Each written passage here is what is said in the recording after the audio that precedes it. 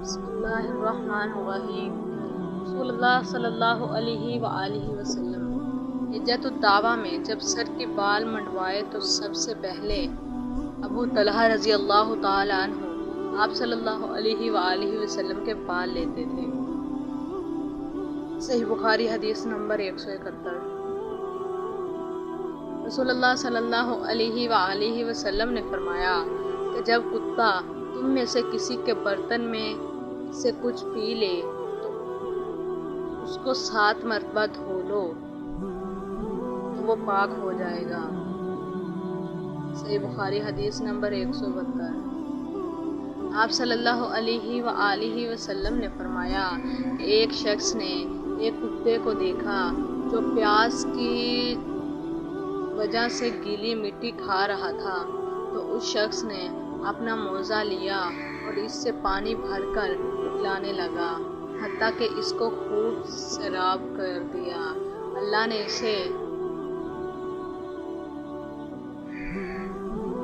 اس شخص کو اس کام کی قدر کی اور اسے جنت میں داخل کر دیا۔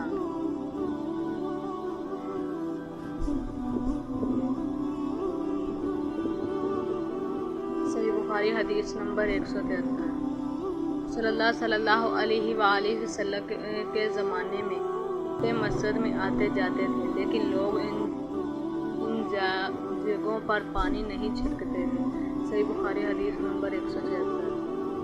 میں نے رسول اللہ صلی اللہ علیہ وآلہ وسلم سے کتے کے شکار کے متعلق دریافت کیا تو آپ صلی اللہ علیہ وآلہ وسلم نے فرمایا کہ جب تو اپنے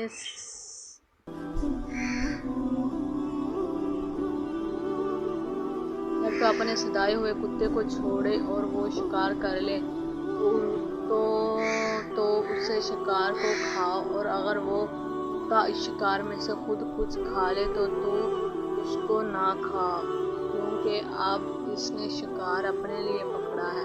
میں نے کہا کہ بعض دفعہ میں شکار کے لیے اپنے کتے چھوڑ دیتا ہوں، پھر اس کے ساتھ دوسرے کتے کو بھی پاتا ہوں۔ آپ صلی اللہ علیہ وآلہ وسلم نے فرمایا پھر مت کھا، کیونکہ تم نے بسم اللہ اپنے کتے پر پڑھی تھی، دوسرے کتے پر نہیں پڑھی۔ صحیح بخاری حدیث نمبر 175۔